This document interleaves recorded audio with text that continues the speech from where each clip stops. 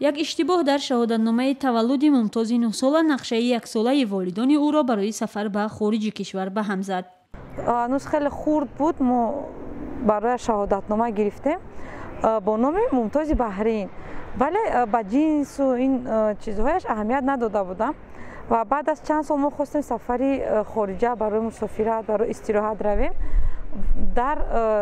Барои гирифтани шиноснома мутахассисон диданд, мушоҳида карданд, ки дар шиносномааш Мумтоз ҳамчун ҷинсаш мард сабт шудааст ва моро зарур омад, ки шиносномаашро аз нав бигирем, шаҳодатномаи таваллудашро аз нав бигирем ва ҷинсашро он ҷо иваз кунем.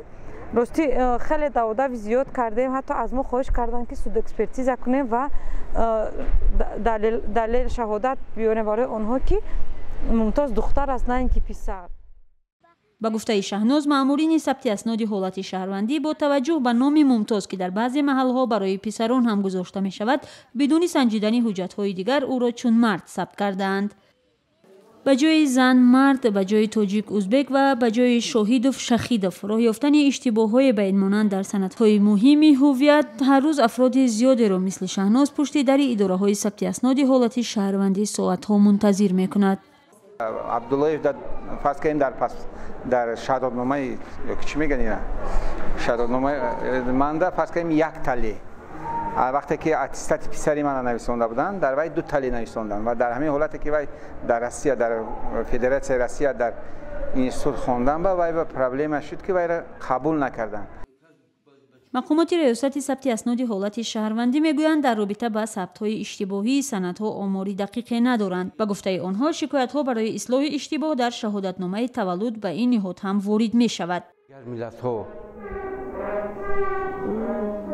пур мекунанд, онҳо барои мисол Абдуғаффор ҳарфи п менависанд, ҷои феъла п менависанд, ё Патма ба ҷои Фотима Патма менависанд.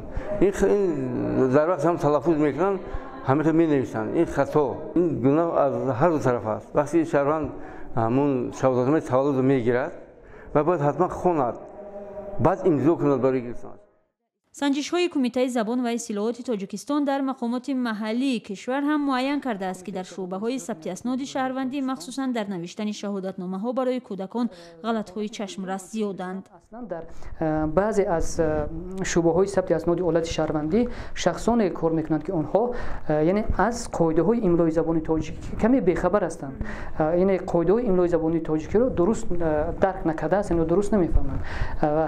умуман яъне ихтисоси онҳо аслан бояд онҳое ки ба ҳамон навиштани шаҳодатнома сарукор доранд, онҳо аслан бояд